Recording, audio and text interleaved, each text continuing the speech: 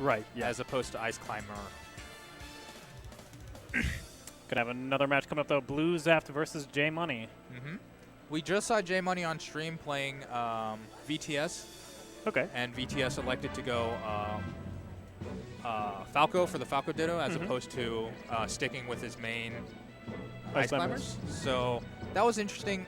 We saw VTS doing some cool stuff, but he didn't quite clutch it out.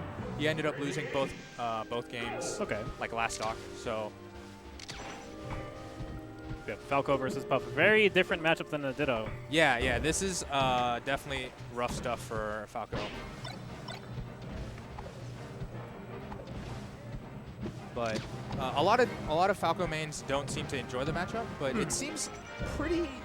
It seems like pretty doable. Yeah, it's not terrible. Yeah. It's a little weird, just because Puff is one of the few characters where Falco actually can't just 0 to death.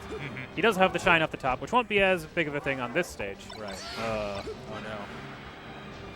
Yeah, with the high ceiling on Fountain of Dreams, probably not going to be landing any of those. On a stage like Yoshi's Pokemon Stadium, sometimes even Battlefield, you will see those shines off the top come into effect. But ooh, good spacing by bluezaft, baiting in that movement for the forward smash.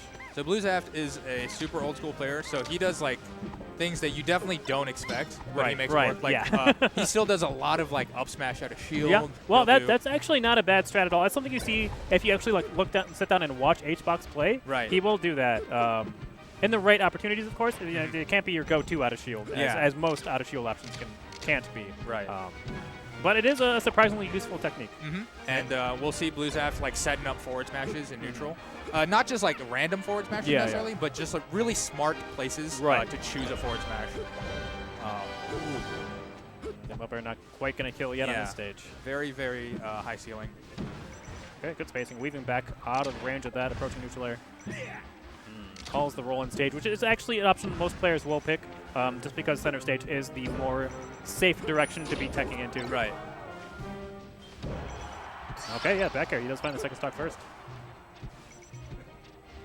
But that was a really good meteor cancel by bluezaft. Yeah, just yeah, it instantly jumps. Very important. Very crucial. Even if you don't die just from that, being that low against Falco is really scary. Yes. Trying to get back up against a down air is terrifying. Yeah, especially if Falco can get the time to get to the ledge first and use that ledge invulnerability. There are a lot of situations where it's just checkmate as long as the Falco executes correctly. Right. Wow, actually grabbing out of his get-up attack. That was excellent timing. That was incredible. I didn't even realize that was possible. I'm going to control center stage with these aerials. Oh, wow. Actually got a read on the roll in, but Puff got one of the less impressive run speeds in the game. Yeah, definitely. Trying to edge in from off stage. Kind of a wild F smash from J Money will put him in hot water. Going to get a lot of damage from these up airs. Good positioning too. J Money dropping down without. It does use the shine stall to slip through. Yeah, and that was really smart stuff by bluezaft because if you don't time those like up airs correctly, you're going to get hit by a down air. So it's tough trying to punish Falco from below, but looks like bluezaft is comfortable going for those. Yeah. So one thing we're seeing is bluezaft is not like a big rester. He doesn't. Yeah. He's not one who usually. He's sort of his play style is overall like the trying to go for medium risk at most. Very like calculated. Doesn't go for big risk. Rest obviously one of the big risk big reward options that Jigglypuff has. Yeah. Like we're seeing bluezaft, for example, trying to control center stage, but by just throwing out safe aerials. Yes. We don't see him going for any like crazy mind game rests or rest setups, stuff like that. He's very much just a win a game, one hit at a time kind of guy. Yeah. Want to avoid those big gambles. Good spacing. Got a little bit of ground to work with. Yeah.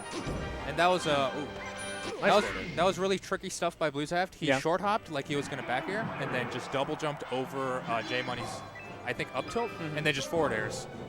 So he kind of faked an aerial because you know when you see a Jigglypuff short hopping, you're expecting some sort of aerial to be thrown out. Yeah, and he just double jumps over whatever J Money throws out and just forward airs him. Pretty crafty. Yeah.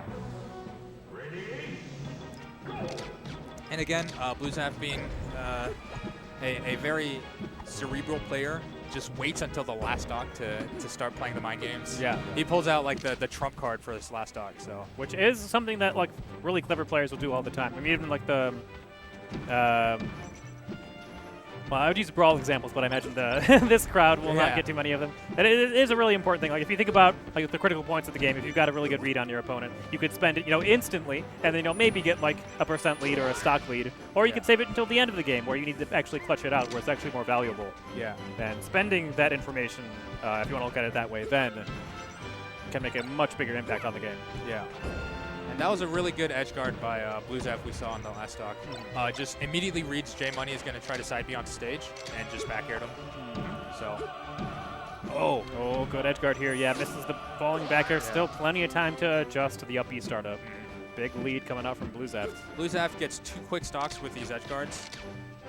Again, Falco pretty limited once he goes below stage.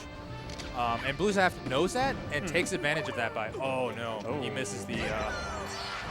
He missed the up tilt rest. But yeah, so bluezaft knew that J Money was going to get antsy trying to get back to ledge.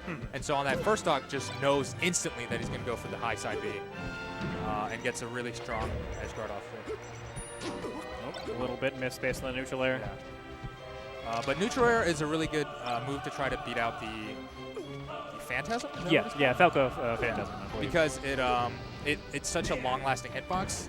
If they pass through it, you're probably going to hit them. Yeah, the side B actually negatively disjointed. As long as there's any hitbox at all right there in front of Falco, right, it will beat it.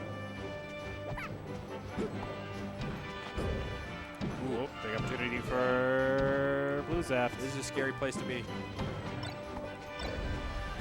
Good shine pressure.